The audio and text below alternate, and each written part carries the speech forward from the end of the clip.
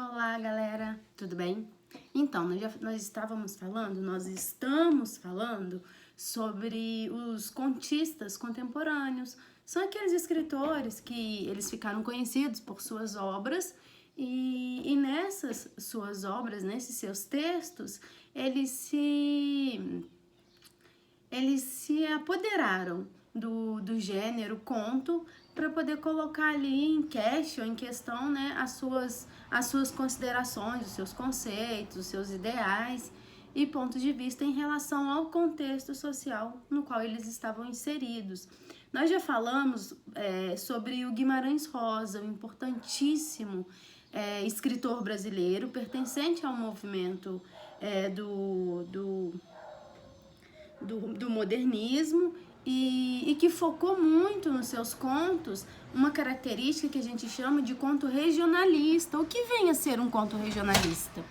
Um conto regionalista é aquele que tem por objetivo deixar bem claro, bem transparente os aspectos da cultura daquele povo, daquela região específica. E o Guimarães Rosa, ele faz muito isso em relação aos nordestinos, já que ele precisou por um tempo conviver na região e teve o privilégio de conhecer um pouco melhor o estilo de vida no sertão, por assim dizer. E foi exatamente por essa opção textual, esse modelo de escrita, que Guimarães Rosa ganhou seu destaque na literatura. Porque a gente sabe que ele exerceu outras funções, além da função de escritor. Depois disso, eu não lembro se eu pedi que vocês fizessem os exercícios. Se já fizeram, que ótimo. Se não, tem a oportunidade de fazer agora. Eu vou fazer a correção com vocês. Na minha apostila está na página 56. Isso. E o número 1 começa assim, ó. Quem é pobre, pouco se apega. É um giro a giro no vago dos gerais, que nem os pássaros de rios e lagoas. O senhor vê, o Zezinho, o melhor meeiro meu aqui, risonho e habilidoso. Pergunto, Zezinho, por que você não cria galinhas de Angola como todo mundo faz?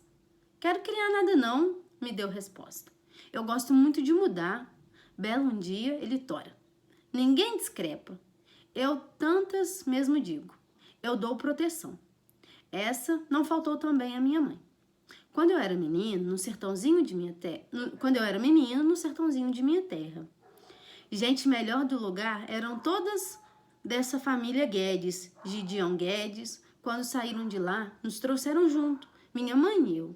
Ficamos existindo em território baixo de Sirga, da outra banda, ali onde o de Janeiro vai no São Francisco, o senhor sabe.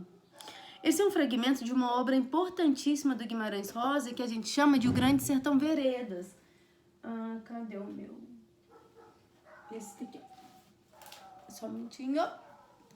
Vou mostrar aí para vocês.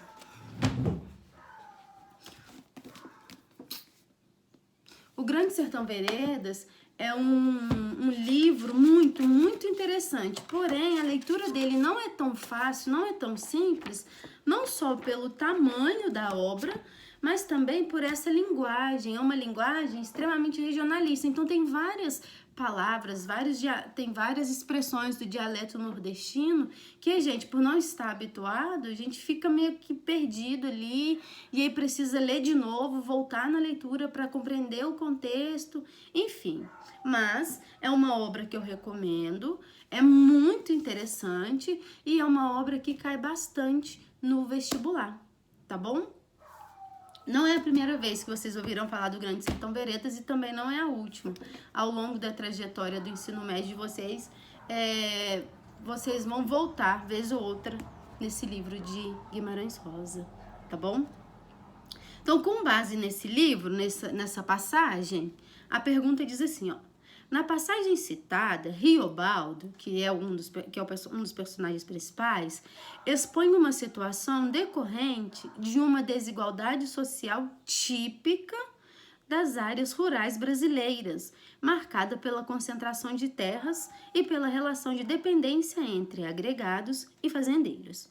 No texto, destaca-se essa relação porque o personagem narrador Então a gente consegue ver essa relação, essa diferença de classe que na época, né, na região do Nordeste, ficava bem apresentada pelo tamanho da posse das famílias, pela quantidade de terra que cada família tinha.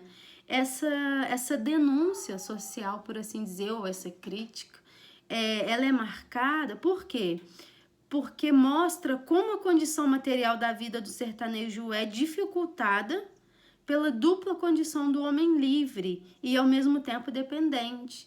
Então, assim, a gente está falando de um momento em que o homem é livre, não existe mais a abolição da escravatura, a gente já está modernizando todas as coisas, mas mesmo assim a desigualdade ela é muito demarcada, ela é muito presente, e embora o homem seja livre, bom, se for um livre que é pobre, que não tem posses, como o Riobaldo lá do Sertão Veredas, é uma liberdade que não tem muito valor, porque naquela época, né, se não tivesse posses, não tinha direito à voz. Então, é a questão da letra D, a resposta correta. É essa resposta que marca essa desigualdade presente na época, tá bom? Letra D de Damasco. Número 2. Leia os textos abaixo. Nonada. Tiros que o Senhor ouviu foram de briga de homem, não. Deus esteja. Alvejei mira em árvore, no quintal, no baixo do córrego, por meu acerto. Todo dia isso faço. Gosto, desde mal em minha mocidade. Nonada. Pode-se traduzir o significado de nonada como se o signo fosse o nome, ou nada, coisa alguma, como um pronome substantivo. Nada, como um advérbio, em lugar algum, em parte alguma. No, nada, como uma predicação. Algo não é coisa alguma. Isso é nada. Algo é no nada. Algo é nada. Acompanhado dos chefes de turma, que ele dava patente de serem seus sotenentes e oficiais do seu terço, Zé Bebelo, montando num formudo russo pombo e com um chapéu distintíssimo na cabeça, repassava daqui para ali, enguando bem vistoriava. Formundo, mundo, igual, formoso, mais sufixo de grau 3 aumentativo de adjetivo udo. Então, como se tivesse pego os dois nomes e tivesse feito ali a etimologia das palavras, a significação delas e os aspectos de cada um, do nonada e do formundo. Com base nessas informações, vamos à questão. Os fragmentos que você leu acima fazem parte do romance Grande Sertão Veredas, de Guimarães Rosa. A partir da leitura dos trechos, é possível observar uma grande característica da linguagem desse escritor. Qual é essa característica? Lembra que eu falei na aula anterior que o Guimarães Rosa era muito conhecido pela linguagem peculiar, que até diziam que existia a língua portuguesa e a língua portuguesa dita por Guimarães Rosa, ou o Guimarães Rosês, por assim dizer.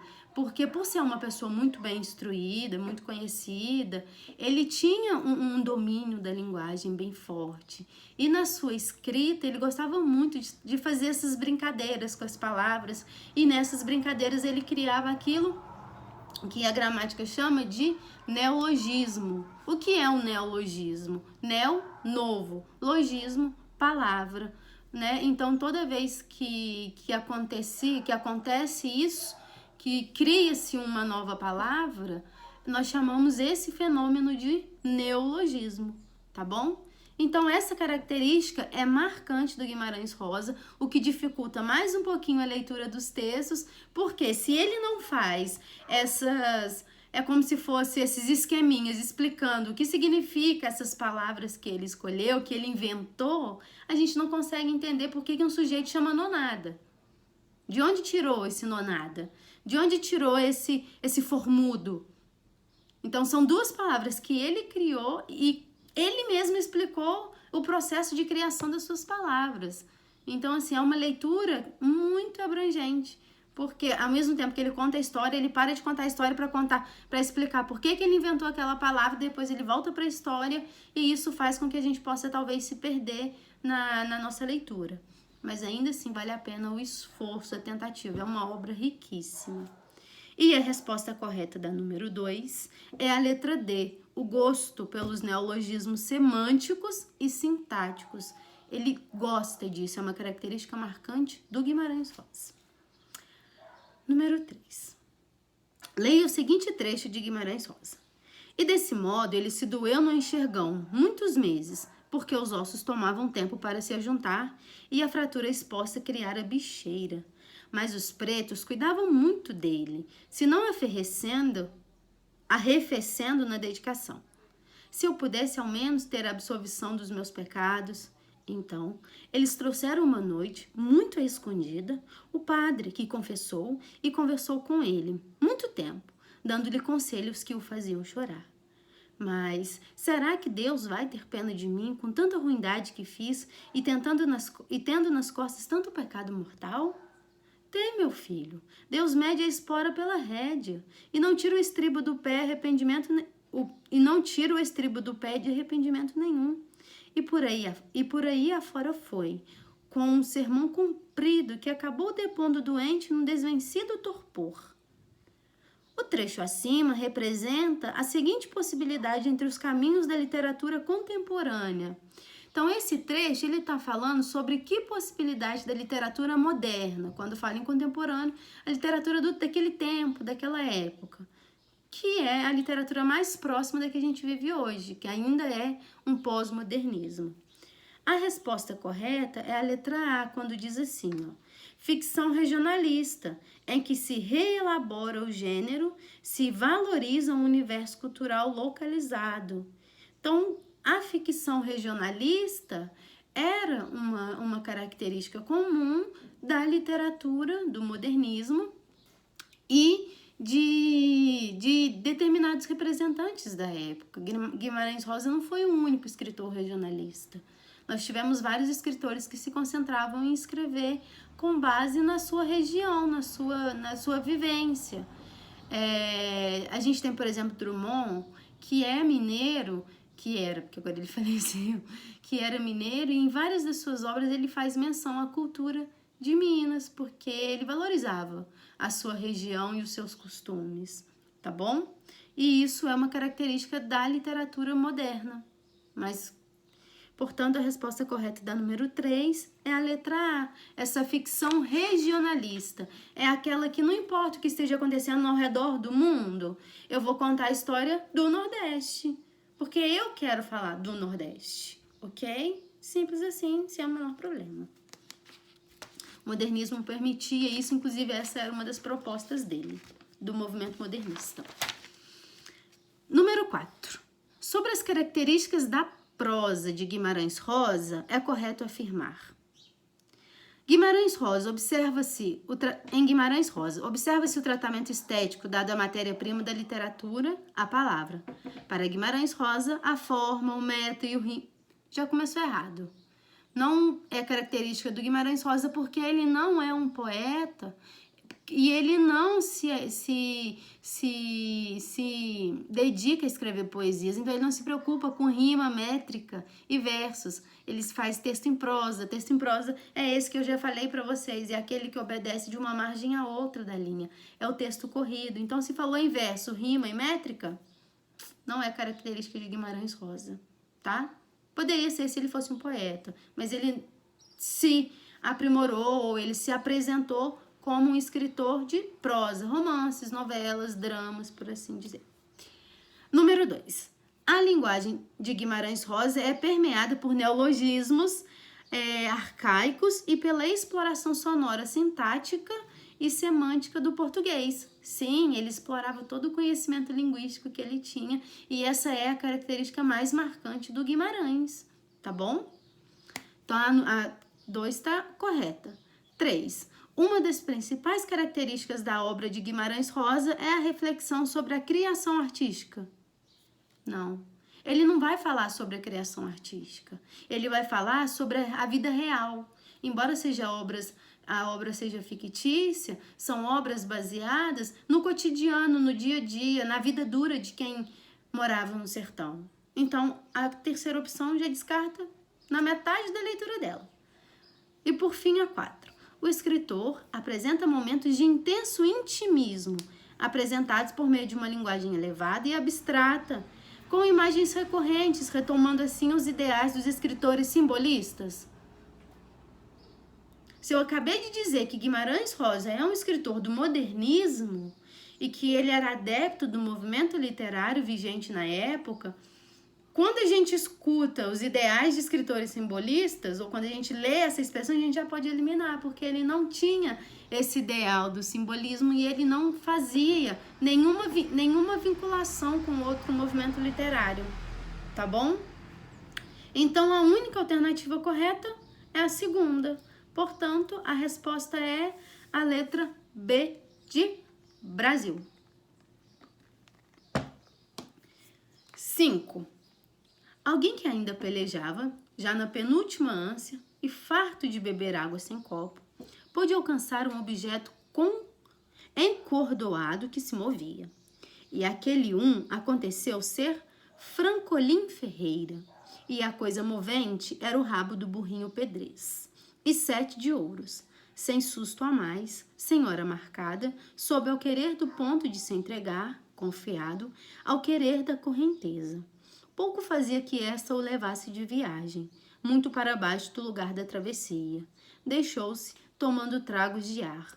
Não resistia. Guimarães Rosa, o burrinho pedrez. A característica regionalista presente no fragmento literário acima é... A gente está falando do Nordeste, um povo que vivia, como que literalmente vinha da terra, então era muito comum que eles convivessem também com os animais, né? Tanto que na obra No Grande Sertão Veredas tem ali um personagenzinho que é um animal muito importante, mas eu não vou falar o nome dele para vocês, porque vocês precisam descobrir sozinhos, ok? Então, a característica regionalista nesse fragmento do Guimarães Rosa é a integração do homem com os bichos, com os animais, já que a gente está falando da vida do sertanejo, do sujeito que vive no sertão, tá bom?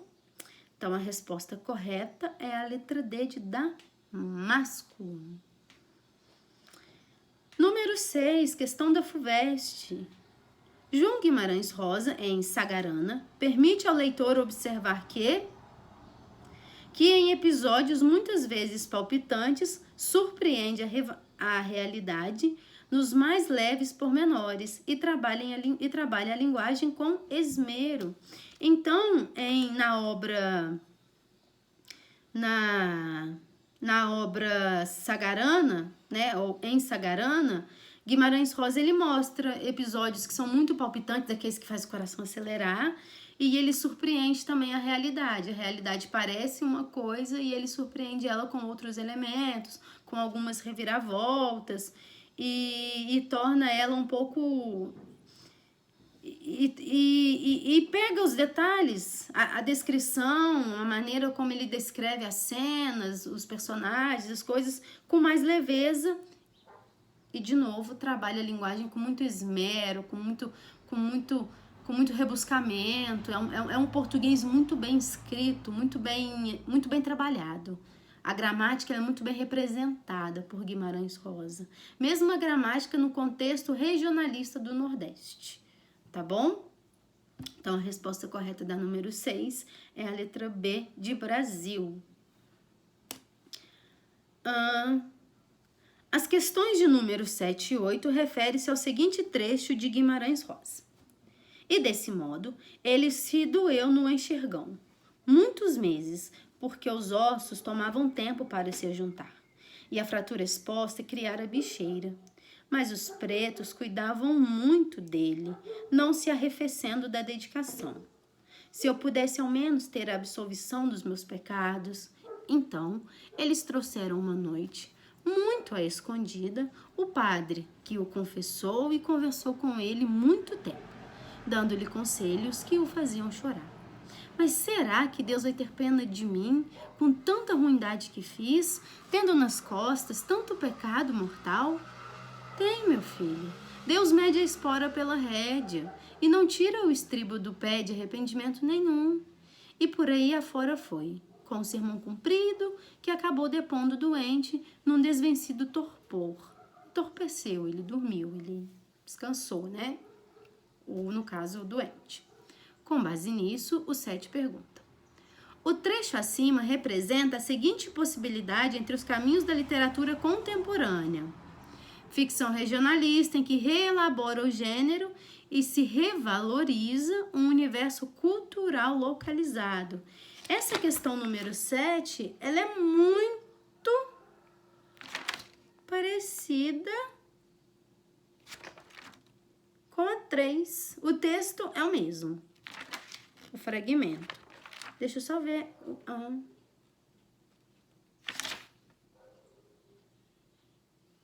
Ela repete.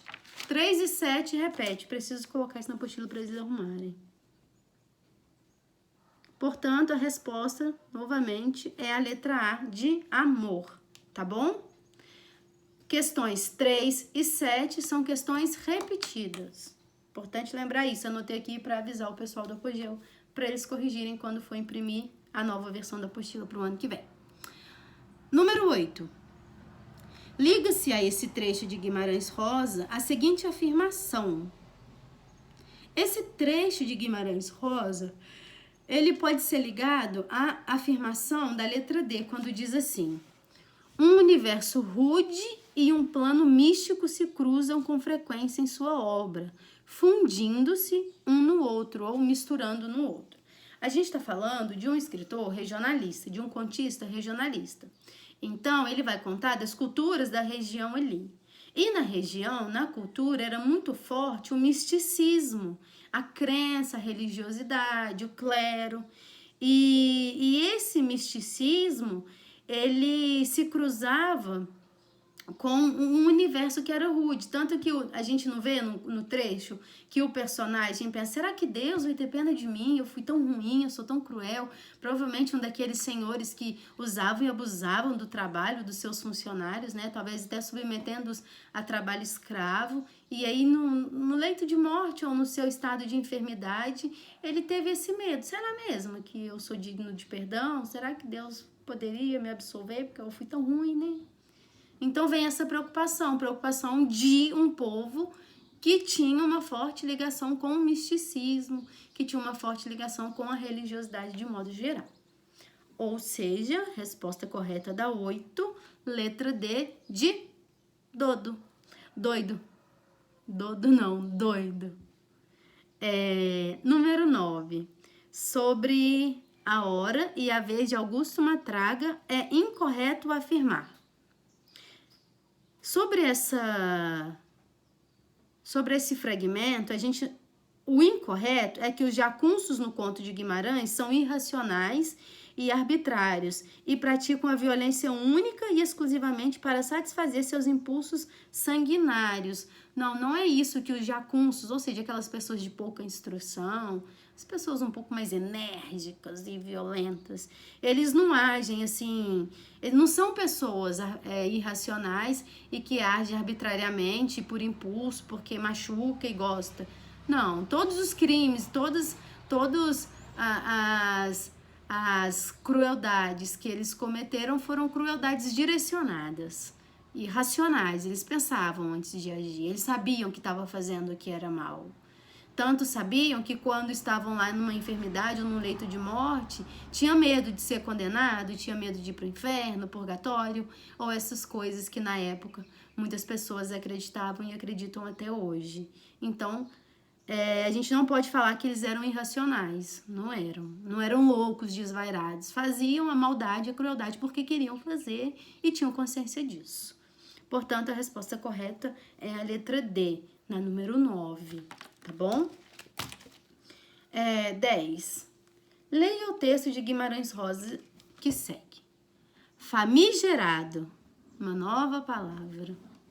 Com arranco, o sertanejo calou-se, como arrependido de ter começado assim de evidente.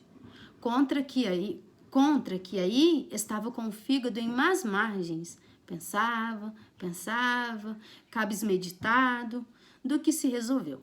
Levantou as feições, se é que se riu, aquela crueldade de dentes. Encarar, não me encarava, só se fito A meia esguela latejava-lhe um orgulho indeciso. Redigiu seu monologar, o que frouxo falava, de outras diversas pessoas e coisas da serra, do São travados assuntos insequentes com dificultação. A conversa era para teias de aranha. Eu tinha de entender-lhe as mínimas entonações, seguir seus propósitos e silêncios, assim no fechar-se com o jogo. Sonso, no me iludir, ele enigmava e pá! Vosmecê agora me faça a boa obra de querer me ensinar o que é mesmo, o que é fazmisgerado, falmisgeraldo, famílias Geraldo. Olha de novo Guimarães Rosa fazendo brincadeira com as palavras. Olha de novo Guimarães Rosa criando novas palavras. Então, com base nisso, a gente leu esse fragmento. Qual a resposta que melhor corresponde a esse fragmento? A melhor opção é a letra E, quando diz: a palavra desconhecida adquire o poder de gerar conflito e separar as personagens em planos incomunicáveis. Por quê? Porque a gente está falando de dois personagens ali. Um que cria a palavra, então ele tem o conhecimento do significado dessa palavra, e um outro que, tipo, do que fulano tá falando. Gente, esse homem é doido, delira, fala sozinho, fica lá raciocinando sozinho, e de repente ele cria uma palavra, e o que é isso? A pessoa tem até dificuldade em pronunciar. Por quê? Porque não é uma palavra comum do seu dia a dia, é um neologismo. E até a gente aprender o neologismo, é natural essa estranheza, essa coisa tipo assim, o que é isso? Que palavra é essa? O que significa isso? Né? Então, a resposta da número 10 é a letra E, de escola, lugar de onde estou morrendo de saudades. Juro de dedinho. 11. Sertão. Sabe o Senhor. O sertão é onde o pensamento da gente, de forma mais forte do que o poder... Vou ler novamente. Sertão. Sabe o Senhor. O sertão é onde o pensamento da gente se forma mais forte do que o poder do lugar. Viver é muito perigoso. Pelo fragmento acima de Grande Sertão, Veredas, de João Guimarães Rosa, percebemos que neste romance, como em outros textos regionalistas do autor, não existe uma região que geograficamente se possa chamar sertão. Ela é fruto de uma projeção do inconsciente das personagens. Então, quando fala sertão nos textos regionalistas de Guimarães Rosa, ele não está falando de um sertão que dá para ser localizado no mapa. Ele não fala do nome de uma cidade específica do sertão, ou de um bairro, de alguma coisa assim, não. É um sertão existente no campo imaginário do criador da obra, e ao mesmo tempo, esse campo imaginário, ele permanece vivo nos personagens das obras. Então, quando fala assim, o sertão de Guimarães Rosa, não dá para jogar no Google Earth e conseguir localizar esse sertão, porque é um sertão que existe ali no inconsciente, é o que ele imagina que seja a vida no sertão. É o que ele imagina que seja o sertão. É o sertão que ele criou com todo o conhecimento e vivência que ele tem a respeito do sertão real. É como se fosse assim, eu nunca fui no sertão, eu não conheço a vida lá. Mas eu sei de muitas coisas que falam sobre o sertão, porque eu assisti vários filmes, eu já li vários livros, eu já vi vários documentários falando sobre o sertão, então agora acho que eu estou pronta para escrever obras falando sobre uma cultura regionalista do sertão. Então, tudo que eu escrever serão baseados em impressões que eu tenho daquilo que eu imagino ser o sertão, já que eu nunca vivi lá. É o que acontece com o Guimarães Rosa, tá bom?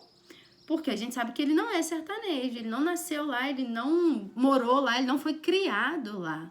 Ele passou por lá, sim, ele teve momentos da sua vida que ele viveu ali, mas não um tempo suficiente para ser um conhecedor dos pormenores da vida sertaneja. Muito do que ele escrevia era baseado nas suas impressões inconscientes, tá bom?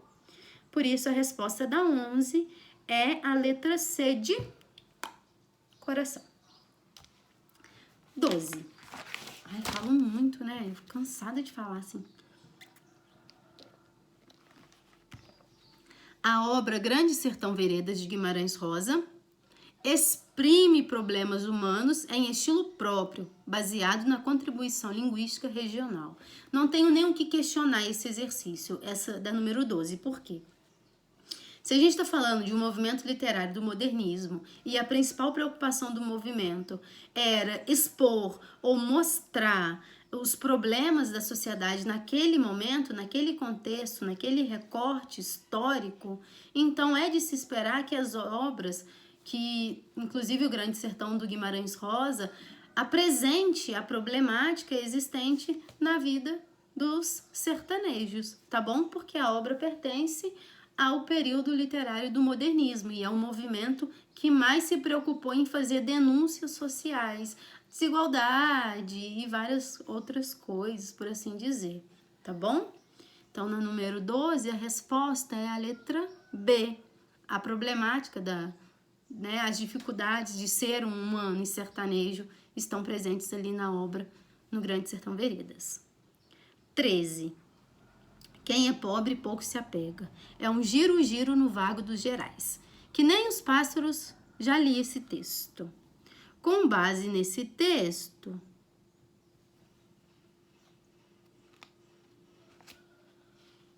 outra que repete. Número 1 e número 13. Repetindo, preciso anotar para falar de novo. É engraçado que quando eu preparo os meus gabaritos,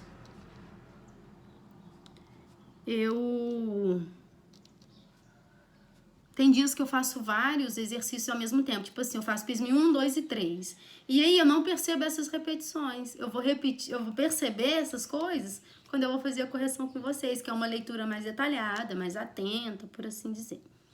Então, 13, a resposta correta é a letra A, e a questão é exatamente igual à questão da número 1, tá bom? E por fim, a 14, que diz assim: leia o célebre conto de Guimarães Rosa abaixo. A terceira margem do rio. Nosso pai era um homem cumpridor, ordeiro, positivo, e sido assim desde mocinho e menino, pelo que testemunharam as diversas pessoas sensatas, quando indaguei a informação do que eu mesmo me lembro. Ele não figurava mais estúrdio nem mais triste do que os outros conhecidos nossos, só quieto. Nossa mãe era quem regia e que ralhava no diário com a gente. Minha irmã, meu irmão e eu. Mas se deu que certo dia nosso pai mandou fazer para si uma canoa. Era sério. Encomendou a canoa especial, de pau de vinhático, pequena, mal com a tabuinha da popa, como para caber justo o remador. Mas teve de ser toda fabricada, escolhida forte e arquejada em rijo, própria para dever durar na água por uns 20 ou 30 anos. Nossa mãe jurou muito contra a ideia. Seria que ele, que nessas artes não vadiava, se ia propor agora para pescarias e caçadas?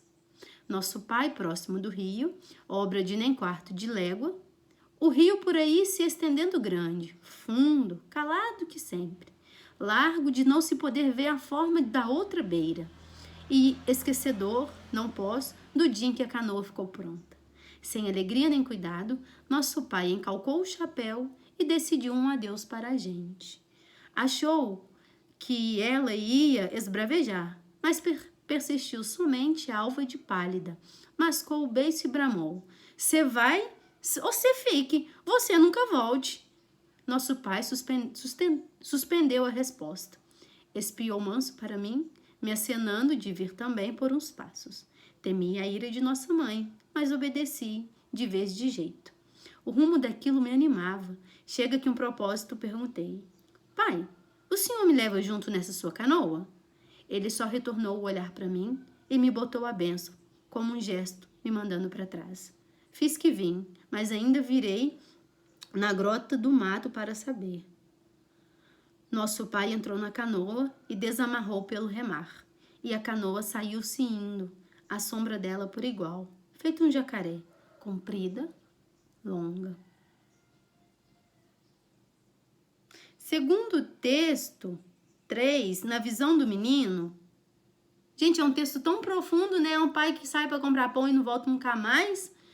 E a pergunta é, segundo o texto 3, na visão do menino, a resposta: a mãe era uma pessoa brava e enérgica, o pai metódico e calado.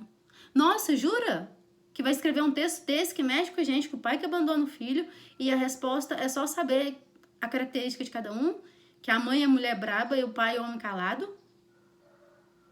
Tô revoltada. Número 14, a resposta correta é a letra A. Número 15, sobre a terceira margem do rio, só não podemos dizer que a obra desenha com precisão as características físicas, morais e psicológicas dos personagens. Não, essa descrição não tem. A descrição que a gente tem é que a mãe é uma mulher brava, rígida. Não sei que as velhas assim, tipo a minha mãe, sabe? E que o pai é aquele caladão, quieto na dele, sujeito observador, silencioso, só isso. Agora, traço psicológico, preceitos de moral, não tem como saber porque o fragmento ou o texto não determina esses variantes para nós, tá bom? Então, a resposta correta da número 15 é a letra E. E por hoje é só, pessoal. Eu não pedi para que vocês fizessem o exercício do foco no PISM. Se quiserem fazer, fiquem à vontade e eu posso trazer a resposta na próxima aula. Ou se quiserem, pode mandar para mim que eu corrijo no privado. E se vocês tiverem alguma dúvida, também podem mandar mensagem no privado que será um prazer respondê-las. Tá bom? No mais é isso. Beijos de luz. Estou morrendo de saudades e se cuidem. Tchau, tchau.